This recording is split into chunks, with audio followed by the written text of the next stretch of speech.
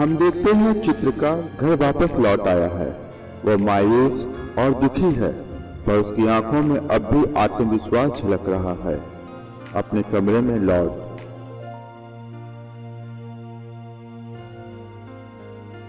उन तस्वीरों को देखता है जैसे वो उनमें कमियों को तलाश रहा हो। जब ईश्वर अपने बनाए रंगों की खूबसूरती को आज भी समझना चाहता है, हर बार बार ऐसे में एक चित्रकार उन तस्वीरों को कहाँ तक समझ पाता जो खुद ईश्वर के रंगों से बनी है। थॉमस ऑल्टर विनेगर गरीब किंतु समाज में अपने काम से प्रतिष्ठित चित्रकार। एक समय ऐसा भी था जब लोगों की जुबान पर उसके सिवा कोई दूसरा नाम नहीं चढ़ता। आज ये नाम समय से कुछ पीछे रह गया, पर ये इंसान नहीं, आज भी ये समय से कुछ आगे ही है। ये जितना अपने काम से प्यार करता है, उतना ही अपनी जिंदगी में अपने प्यार से। उसके लिए जिंदगी की सबसे बड़ी खूबसूरती उसका प्यार ही तो है, जिसे वो ताउम्र अपने रंगों से संवारने वाला है। और वो मैरियन ही है, उसकी पत्नी, जो उसके सांसों में रंगों के मायने फूंकती आई है। खूबसूरती जिसे वो अपने बनाए चित्र में ही नहीं, उसकी अपनी जिंदगी में भी महसूस कर सकता है। दोनों ही खूबसूरती बेमिसाल है। और अब वो तैयार है उन कमियों को दूर करते हुए एक नई तस्वीर बनाने के लिए, जो उसकी उम्मीद को पूरा करेगा। चित्रकार को ये एहसास होता है कि उसके पास नई तस्वीर बनाने के लिए पर्याप्त रंग नहीं बचे। वो उन ब्रश को भी देखता है जिसकी कमी उसकी तस्वीरों में दिख सकती है। इस वक्त हम उसकी गरीबी और तंगी साफ साफ उसकी आंखों में देख सकते हैं। हम देखते हैं चित्रकार अपने घर का कुछ सामान बेचने के लिए ले जा रहा है, जो घरेलू जरूरतों से जुड़ी है। तभी उसकी नजर उसकी पत्नी पर पड़ती है, जो उसे ही देख रही है। पत्नी को सामने देख वो नजर चुरा लेता है। पत्नी अपने पति की बेबसी को देख उसके पास आकर उसे एहसास दिलाती है कि उन चीजों की जरूरत उसकी खुशी से ज्यादा नहीं है। वो सही कर रहा है।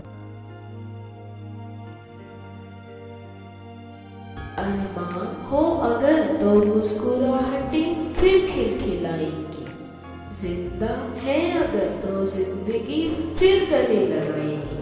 ये देख पति की आंखों में पहले जैसी चमक और उत्साह फिर से झलक उठता है। वो अपने आत्मविश्वास के साथ बाहर निकल आता है। पत्नी उसे दरवाजे तक मुस्कुराते हुए विदा कर कुछ सोचते हुए वापस अपने घर को एक बार फिर से देखती है, जो अब उसे पूरी तरह खाली और सूना लग रहा है। पर वह मुस्कुराते हुए फिर से दरवाजे की तरफ इस उम्मीद से देखती है कि समय लौट कर जरूर आएगा। चित्रकार जो अपनी पेंटिंग बनाने में खोया है, उसे उसकी पत्नी दरवाजे की ओट से देख रही है। चित्रकार को अपने काम में कुछ कमी और परेशानी महसूस होता है, पर क्या वो इसे समझ नहीं पा रहा। तभी उसकी पत्नी उसे एक खास ब्रश उठाकर देती है, जिसे देख चित्रकार मुस्कुराते हुए ले लेता है। फिर वह अपने काम में वापस लग जाता है, जैसे उसे उसी की कमी थी।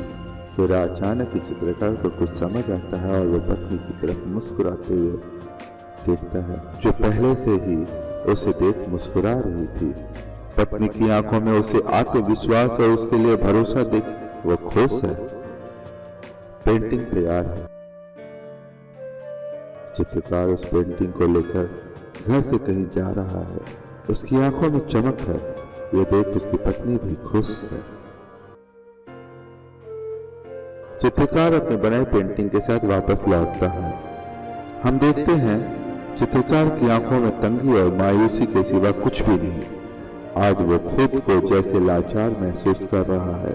वो अपनी पत्नी को सामने बैठा देख, जो वहां उसका ही इंतजार कर रही थी, बिना कुछ कहे अपने पेंटिंग को उस कमरे में रख, जहां पहले से काफी पेंटिंग रखा है, अपने सोने वाले कमरे में चला जाता है।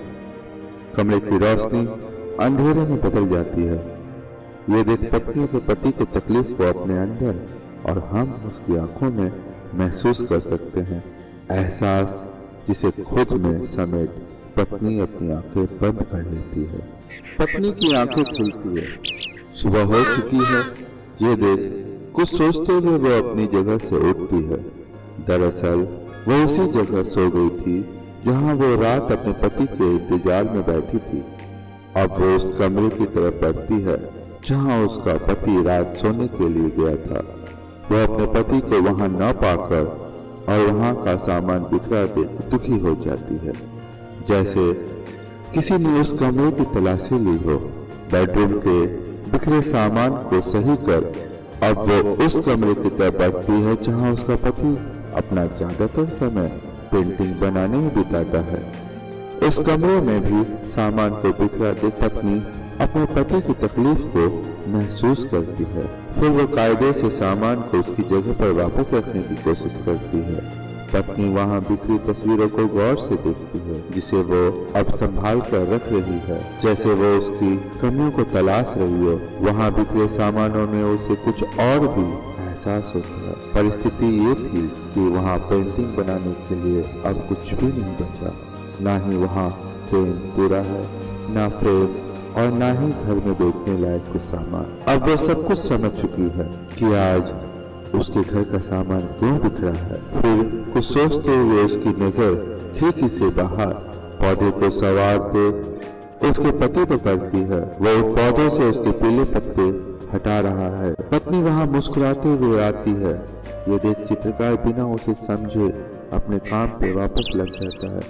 पत्नी उसे अपने काम को करता और पौधों को फिर से हरा भरा बनता देख मुस्कुराते हुए अपने पति के साथ उसके इस व्यवहार को पूरे विश्वास के साथ दूसरे पौधों पर दोहराती है। वो महसूस करती है कि सूखे पत्ते मिट्टी में मिल जाते हैं, उसी मिट्टी में जो उसके अपने पौधों को जड़ से थाम रखी है। ये देख पत्नी उस मिट्टी को सूखे पत्ते के साथ अपने हाथ में ले उसे अपने अंदर तक महसूस करती है और अब उसकी मुस्कुराहटों में एक अलग ही सच्चाई दिखने लगी है, जैसे अब उसकी नजरों ने इस सच्चाई को देख लिया हो जो उसकी अपनी है। चित्रकार अपनी पत्नी को उसके साथ और उसका साथ पाकर अपने काम को अंजाम देते हुए पत्नी से कहता है, आखिर जिंदगी इन्हीं रंगों की ही तो देन है। मैं तो सिर्फ आज तक इसे बनाए रखने की कोशिश ही करता आया हूँ। मिट्टी को मुट्ठी में भर अपनी पत्नी की ओर बढ़ाते हुए उसे खोल अपने तलहत्ती पर जन्म मृत्यु से दिखाते हुए, ऐसी कौन सी जिंदगी या रंग है जो अंधेरे को भी रोशन कर सके, सिवाय किसी उम्मीद के कि जिंदगी फिर से मुस्कुराएगी। सवेरा अब भी होने को बाकी है। वो रंग ही कहाँ जो रोशन कर सके रोशनी को अंधेरों से कहीं अलग।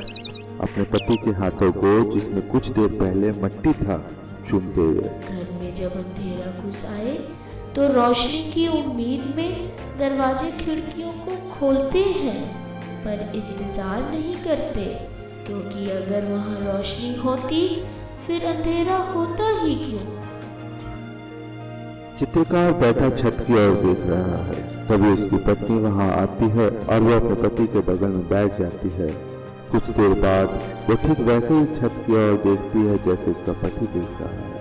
हमें जब भी लगता है कि हमारे पास कहने को कुछ है, उसी पल हम अपना सब कुछ खो देते हैं। ये पूरा हुआ ही कब, सिवाय के किसी अभिमान के। दोनों भावुक होकर सामने वाले को महसूस करने के लिए अपना हाथ बढ़ाते हैं। पत्नी अपने पति की आंखों में तंगी और मायूसी को अब और सह ना सकी। उसे ये बर्दाश्त नहीं, इसलिए पत्नी अपने पति के हाथ को देखती है। उसे वहां अब भी मिट्टी लगा दिखता है। वो उसे सहलाते हुए चूमती है, फिर धीरे से उसके हाथों में पेंटिंग ब्रश थमाते हुए, जिसे वो अपने साथ लाई थी, हमें पता भी न चला। उन सपनों को तुम किसी और के लिए कैसे खर्च कर सकते हो जिस पे सिर्फ मेरा हक है। पत्नी की बातें सुन और अपने ब्रश को वापस से पकड़ते ही चित्रकार की आंखें चमक उठती है, पर तभी वो अपने ब्रश को उसकी तंग हालत में देख अपने घर में यहाँ वहाँ देखता है। ऐसे कमरे में कुछ भी ऐसा नहीं दिखता जिसे बेचा जा सके। वो अपनी मायूसी में फिर वापस लौट अपना सर झुका लेता है। पत्नी समझ जाती है। वो अपने चित्रकार के हाथ में अपनी उंगली से वेडिंग रिंग निकाल कर रखते हुए मुस्कुरा देती है। जज्बा जिंदगी मुस्कुराहटें हैं अगर, तो शब्द ही क्यों है बना। रोशनी जिंदगी मुकम्मल है अगर, तो हर उम्मीद तले अंधेरा ही क्यों है छुपा। चित्रकार पत्नी के दोनों हाथों को देखता है, जो अब उसे पूरी तरह सूना सूना लग रहा है। वो उसके हाथों को चूमते हुए उसे देखता है। पत्नी जो मुस्कुरा रही है, ये देख चित्रकार की आंखें फिर से चमक उठती है। वो अपने घुटने के बल बैठते हुए थोड़ा झुककर उससे वो रिंग ले लेता है, जैसे एक कलाकार सिर्फ अपने कद्रदान की सेवा के लिए हो। उदारता की देवी और वो खुद जिसकी सेवा में हाजिर है। पत्नी जो मुस्कुराते हुए देख रही है, उसे महसूस होता है कि उसका पति उदास है, पर उसकी खुशी इस बात की है कि वो अब भी अपना काम कर रहा है। वो अपने पति से अपनी तस्वीर बनाने को कहती है, एक ऐसी तस्वीर जो मुझसे भी कहीं ज्यादा सुंदर हो, जिसमें मुझे तुम्हारे रंगों से कहीं ज्यादा तुम्हारा यही प्यार नजर आए, इतना कि तुमने खुद अब तक कभी अपनी किसी दूसरी तस्वीर में ना देखा हो। पत्नी महसूस करती है रिंग के हाथ में आते ही दूसरा हाथ में ढीला पड़ा वो ब्रश खुद ब खुद मुट्ठी में जकड़ता चला जा रहा है। पत्नी अपने पेंटर की आंखों में लौटती चमक देख खिलखिलाने लगती है। चित्रकार उसकी तस्वीर बनाने को तैयार हो जाता है। घर के अंदर अपने कमरे में चित्रकार अपनी पत्नी की तस्वीर बना रहा है। तस्वीर जो वाकई खूबसूरत बनी है। उसे चित्रकार एक तरफ रखते हुए कुछ सोच रहा है। पत्नी जो उस तस्वीर को देखना चाहती है और उससे कहता है, इसमें वो बात नहीं जो तुम में है। ये सुनकर पत्नी मुस्कुरा देती है, जैसे वो बिना देखे ही उस तस्वीर को देख चुकी हो। इस बार घर के बगीचे में फूलों से सजे फुव्वारों के सामने पत्नी एक चट्टान पर बैठी है। वो कुछ कम और हल्के सफेद कपड़ों में बेहद हसीन लग रही है और उसके ठीक सामने चित्रकार अपने काम में खोया हुआ है। पत्नी ये देखकर हैरान है कि उसका चित्रकार तो इस बार भी उसे बिना दिखाए तस्वीर को एक तरफ उलट कर रख रहा है। पत्नी की परेशानी समझ चित्रकार इस बार उससे कहता है, तुमसे कहीं ज्यादा तुम्हारी आत्मा की खूबसूरती मुझ पे हमेशा से ही हावी रही है, पर कभी मैं उसे छू न सका। आज भी मेरी कोशिश अधूरी ही रह गई। उस सच्चाई के लिए मेरे पास जैसे कोई रंग है ही नहीं। पत्नी की आंखों में देखते हुए, कोशिश अधूरी है पर मोहब्बत नहीं। और हम देखते हैं उसकी पत्नी इस बार भी पहले जैसे ही मुस्कुरा रही है। घर से बाहर खुली वादियों में एक तरफ पेंटिंग का सामान अपनी जगह तैयार है, तो वहीं सामने पत्नी अपने चित्रकार के हाथ को थामे उसे निहार रही है। हम देखते हैं चित्रकार के हाथ में अब भी ब्रश है। दोनों एक दूसरे के एहसासों को महसूस करने की कोशिश करते हैं, जैसे वो ये जानना चाहते हों कि आखिरकार इतनी बड़ी दुनिया में उनकी अपनी सच्चाई क्या है। इस बार पत्नी के चाहने पर चित्रकार उसकी खूबसूरती को किसी तस्वीर से कहीं ज्यादा उसके अपने रंगों की सच्चाई में महसूस करता है। हम देखते हैं चित्रकार ध्यान में बैठा अपने अंदर किसी अनजानी रोशनी में नहा रहा है। एक तरफ उसकी पत्नी की सुंदरता है, जिसे वो एक अंतराल के बाद फिर से महसूस कर रहा है। वहीं दूसरी तरफ उसके कानों में उसकी पत्नी की आवाज गूंज रही है। पर सच्चाई तो यह है कि पेंटर अपने ध्यान में बैठे होते हुए भी कहीं वो अपने काम, अपनी पेंटिंग को पूरा बनाने की कोशिश में खोया है।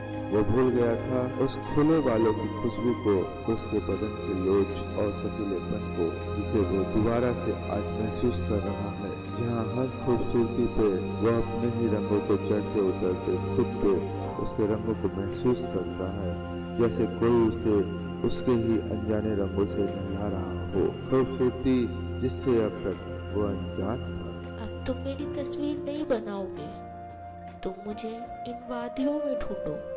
अगर तुमने ऐसा कर लिया तो तुम मुझे अपनी तस्वीर से पालोगे। खूबसूरती जो उसके अपने ही रंगों से हो, बिना किसी बनावट की मोहताज, उस विश्वास के साथ जहाँ जिंदगी खुद ब खुद तुम्हारे सामने उभर आए। फिर देखना, वहाँ तुम्हें उन रंगों में भी अपनी वही खूबसूरती नजर आएगी जिसे तुमने अक्सर अपने अंदर कहीं अंधेरों में पाया, उसे नजरअंदाज करते हुए। चित्रकार अपने ध्यान में बैठा अपने अंदर महसूस करता है कि उसकी पत्नी जैसे उसके आसपास ही कहीं प्रकृति की खूबसूरती में घुल रही हो। वह बहते पानी में नहा रही है और उसके बदन से उसकी रोशनी पानी में घुल रही है। वह अपने बालों से पानी को आसमान की तरफ अपने सर को घुमाते हुए उछाल वादियों में अपनी खूबसूरती घोल रही है। जैसे वक्त आ गया हो फूलों से उसके भंवरों को आजादी मिलने की। वो उन कैद जिंदगियों को आजाद कर रही है। वो पत्तों पर जमे ओस की बूंदों को अपने होठों और हाथों पर महसूस करती है। रंगों में कभी वो खूबी थी ही नहीं जो अंधेरों को समेट सके। ये तो वो चंद सुलझे शब्द हैं जिसे हम पहचानते आए हैं, पर दुनिया इन शब्दों से कहीं ज्यादा रोशन है, जहाँ खुद हर रंग अपने मायने को तलाशती है। अंधेरों के बीच रोशन अपने खुद की पहचान को बनाए रखने के लिए। क्यों खूबसूरती औरतों से शुरू होकर उसी पे खत्म हो जाती है। कायनात की आखिरी पर अधूरी तस्वीर जिसने हर बार चाहा कि खुद को पूरा कर सके। खूबी जो जिंदगी देती हो, खुद को कभी पूरा संवार ना सकी। हर बार बार खुद को मिटाकर भी जो आज तक पूरा ना हो सकी। बेदाग साफ झरने की तरह जिंदगी को अपने साथ लेकर बहती रही, सिर्फ बहते रहने के लिए। हम देखते हैं चित्रकार अपने पेंटिंग को पूरा करने में लगा है।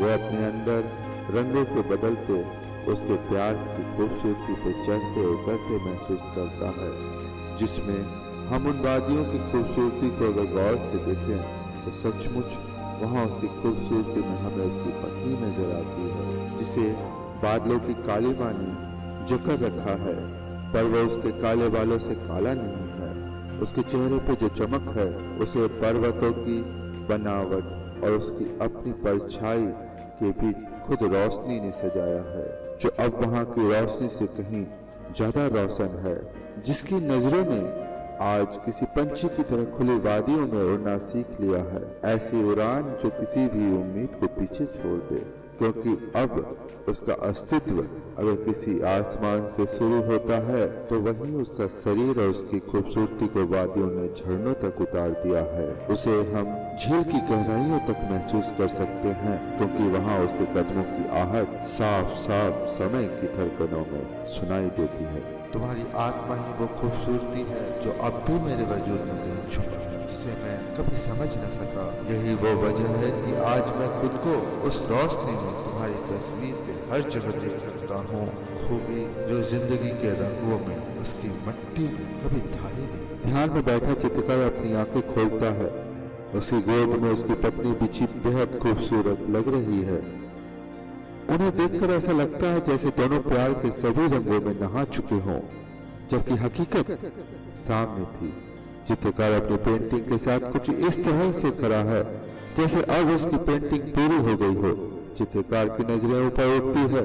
हम देखते हैं एक तरफ उसके सामने उसकी तस्वीर पूरी हो गई है और वह मुस्कुरा रहा है, तो वहीं दूसरी तरफ सामने उससे काफी दूर खुली वादियों में टहलते उसे उसकी पत्नी नजर आती है, जिसे उन वादियों से अलग कर पाना मुश्किल है, जैसे वो वादियों का ही एक हिस्सा हो। अब चित्रकार अपनी तस्वीर की तरफ फिर से देखता है। उसकी आंखों में उसकी अपनी तस्वीर को पा लेने जैसी चमक है। आखिरकार उसकी तलाश पूरी हो गई। जब किसी एहसास को जीने के लिए शब्द नहीं मिलते, तो समझो रंगों की दुनिया फिर शुरू हो गई। वो तुम्हारी अपनी ही रोशनी है, जहाँ रंगों के मायने शब्दों से कहीं ज्यादा जिंदा रहते हैं। आखिरकार इसके बगैर कुछ भी तो नहीं। धब्बा तो खुद में एक खूबसूरत तस्वीर हो, फिर किसे परवाह कि इसकी लकीरें काली क्यों हैं, ये जानते हुए भी कि उसे एक दिन इसके लिए ही मिट जाना है।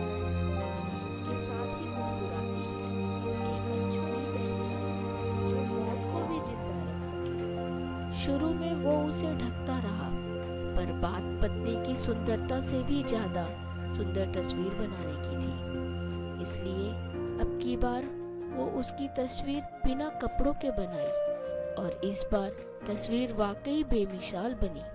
आखिरकार रंग जो आत्मा में घुला था, तस्वीर उसी से बनी।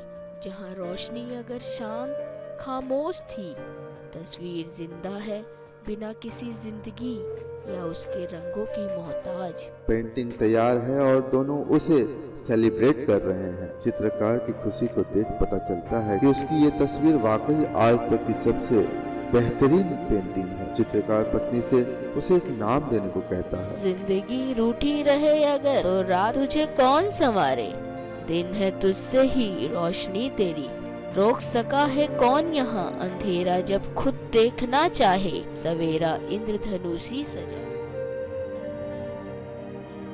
तुम इसे इसकी एक पहचान दो। पत्नी अपनी तस्वीर के छाती पर हाथ रखते हुए चित्रकार से कहती है, डार्क शेड। इसकी खूबी जिंदगी को मिटा देने वाली भूख ही क्यों, जिंदगी को हमेशा से ही पालते आई है। पेंटिंग की तरफ वापस से देखते हुए, ये इस सच्चाई का प्रतीक रहेगा कि रोशनी अंधेरों में रहकर ही जिंदगी को पाल सकती है। चित्रकार अपनी पत्नी को खुश देख उसकी पेंटिंग उसे सौंपता है। ये देख पत्नी मुस्कुराते हुए उस पेंटिंग को उसे वापस लौटाते हुए कहती है, इसे शहर जाकर नीलाम कर दो और इसके साथ उन तस्वीरों को भी जिसकी अहमियत लोगों ने अब तक समझी नहीं। इसे नहीं, इसलिए कि मैं ये जानना चाहती हूँ कि उनकी जिंदगी इन रंगों से आखिर कितनी अलग है जो खुद अंधेरों में जीते हैं, ताकि हम आज ये जान सकें कि हमारे प्यार को आने वाला समय किस नाम से याद रखेगा। तुम्हारी तरफ से मेरे लिए ये एक तोहफा होगा जिसे मैं ताउम्र संभाल कर रखना चाहूंगी। ये प्यार है, भरोसा और साथ जिसे हमारे बीच होना चाहिए। पति को चूमती है। फिर नीरसता अगर घर कर जाए तो ईश्वर भी दुखदाई लगने लगता है, और अगर सत्य घर कर जाए तो पाप भी पुण्य देने लगता है। इसलिए याद रखना कि जब दुनिया की नजरें तुम पे टिकी हों तो वहाँ गुंजाइश के लिए अपने वक्त को भी जगह मत देना। पेंटर को बुरा तो लगा, पर वो वाकई उसकी जिंदगी की सबसे बेहतरीन तस्वीर थी। ना चाहते हुए भी अपने घर की हालत और उसकी पत्नी के खाली हाथों को देख वो तैयार हो जाता है। पति अपने सारे पेंटिंग को लेकर सफर पर निकल रहा है और पत्नी उसकी सफलता के लिए उसे मुस्कुराकर विदा करती है।